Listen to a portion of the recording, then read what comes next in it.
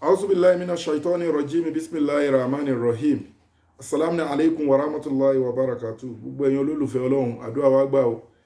Èyí tá mú wá fún yín nírọ̀lẹ́ yìí ni all in one tẹ́ tí ń béèrè lọ́wọ́ wa ti pẹ́ lórí ìdánilẹ́kọ̀ọ́ tá a máa ń ṣe lórí gbogbo àwọn tó bá láìsàn. Àdèmándà rẹ̀ tí oní diabetes lọ ṣe nǹkan báyìí, oní cancer lọ ṣe nǹkan báyìí, mò ń wá ọmọ ni lọ ṣe nǹkan báyìí, inú ń dùn mí ni lọ ṣe nǹkan báyìí.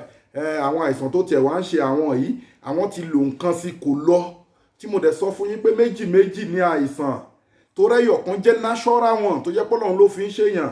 Ṣé wá rí gbogbo àwọn àìsàn yẹn ló ní duplicate látọ̀dọ̀ èṣù. Mo ti fún ẹ láyà ẹ̀ pé iná owó yàrá kun owó awakọ̀ bí ìlú mi ní èṣù látara onáhùn èṣù àtàwọn companion ẹ̀ wọ́n ń wù ẹ́ tẹ̀yìn ẹ̀dẹ̀ lè rí wọn.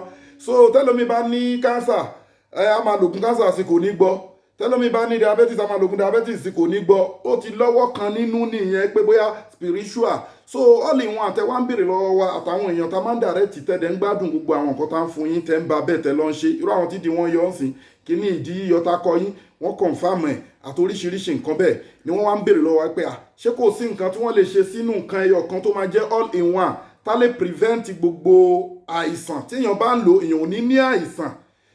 Ẹ ti understand this? Tíyàn bá dẹ̀ láìsàn tó bá ń lò ó máa máa cure àwọn àìsàn yẹn, ó wà fún treatment àwọn àìsàn, ó máa máa cure tọ́rọ́ lọ́wọ́ balọba tó ń ṣe ìwòsàn fún èèyàn tán yányán, ṣùgbọ́n ó máa máa cure ẹni àìsàn nìyàn lè lò fún. So la fi wá ṣe all in one ìjáde by Sheikh Afagba natural apps.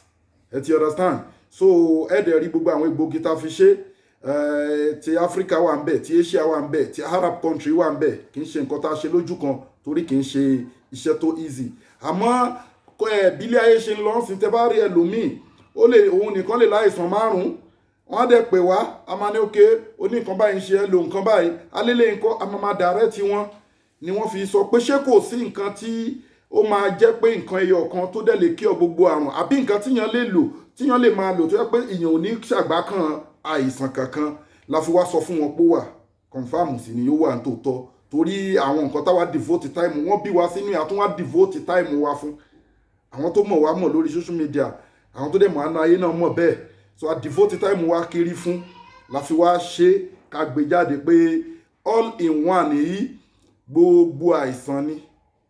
Ẹ ti understand? Kò bá jẹ́ pé ayé ló fi pé kínú máa dùn ṣe, ayé ni ò kí ń jẹ́ kó rórun sùn, ayé ló fi cancer ṣe, ayé ló fi diabetes ṣe àbí natural diabetes ni àti artificial àìsàn àti natural àìsàn confam ló ń gbọ́ o all in one ni ló ń gbọ́ fún health benefit.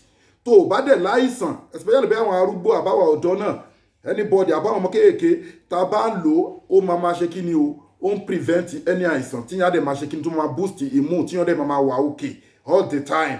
Ọlọ́run máa fa àìsàn ṣe wá tó bá jẹ́ni tó ti wá ní ìpèníjà lórí ẹni àìsàn kankan mi ìfẹ́ dárúkọ àìsàn kó má dé pé kò dárúkọ àìsàn tèmi gbogbo àìsàn ní all in one àwa ò sì ní purọ́. ẹ jẹ́ kí n fún yín lẹ́sàmpù kan black seed powder ó ń bẹ nínú nǹkan tá a fi ṣe kínní yìí. Black seed powder rẹ̀ ní òun là ń pè ní abatu sauda yìí Ànábì wa Muhammad sallallahu ta'ala alayhi wa sallam ó sọ mọ́ọ̀ṣì fún wa nípa abatu sauda ṣẹ́dẹ̀ mọ́ pé Ànábì Muhammad sallallahu alayhi wa sallam kò ní sọ̀rọ̀ ìfẹ́nu láyé ẹ̀ ń tí kò hánilẹ̀ hawa gbogbo ọ̀rọ̀ tó bá sọ ọ̀rọ̀ tọ́lọ́run ṣe kíni tọ́lọ́run sọ fún ló ń sọ síta. Ó ní abatu sauda yẹn ó ní gbogbo àìsàn pátápátá ló lè cure except ikú nìkan ni kò lè cure. Ẹ ti understand nísìn? So abatu sauda wà ń bẹ̀ tẹ́ bá àwọn Japanese àwọn Chinese ẹ rí i pé wọ́n máa ń darúgbó ẹ̀mí wọ́n máa ń gùn tí wọ́n á dẹ̀ máa ṣe kémkémkémkém àwa gbé ń bẹ̀ akẹ́kọ̀ọ́ ń bẹ̀. Ẹ ti understand? Gbogbo àwọn nǹkan tí wọ́n ń lò tó jẹ́ gbòógì tí wọ́n fi ń ṣe ṣámṣám ó ń bẹ nínú nǹkan tá a fi ṣe tó bá ara ó máa rí gbogbo àwọn prescription ẹ̀ ó máa rí ń bẹ̀ wàá dẹ̀ gé ní ń bẹ̀. Ẹ ti understand? So ìkíní ń bẹ fún pé kí n má beat about the bush. Point mẹ́ta mo fẹ́ sọ lórí egbògi tó ń bẹ lọ́wọ́ mi yìí.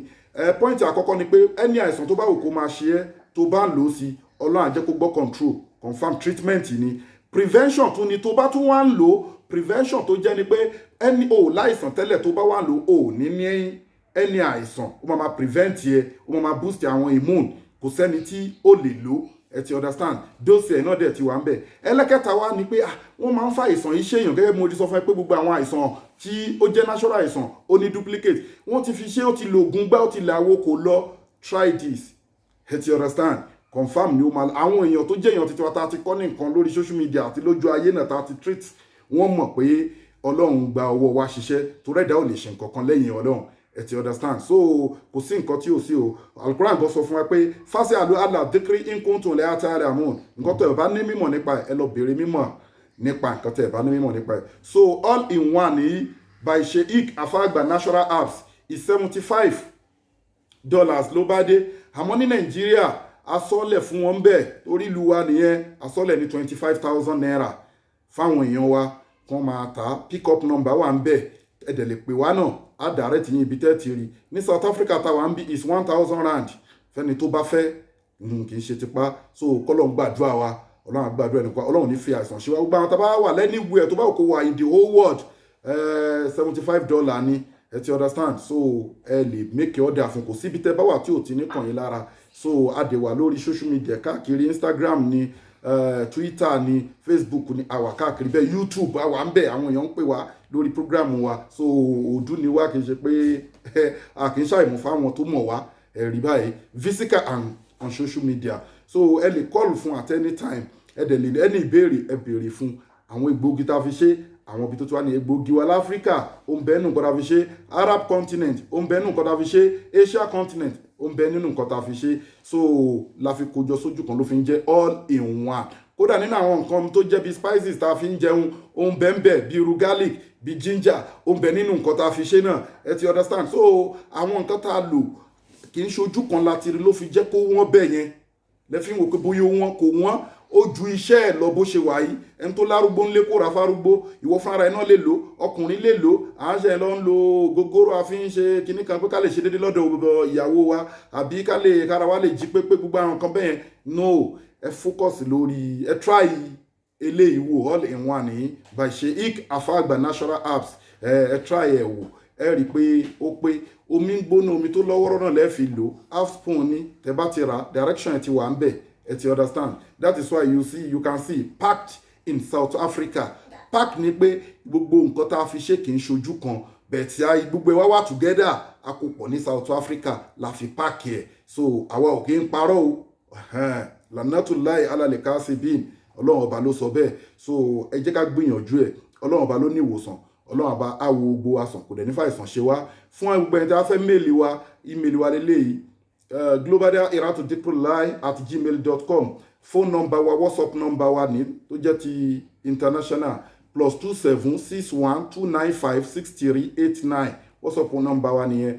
Fún Nigeria number wa lè fẹ́ make any enquiry abẹ́ ní the product yìí náà ẹ pè Nigeria number wa +2348034221159 kò jù bẹ́ẹ̀ lọ.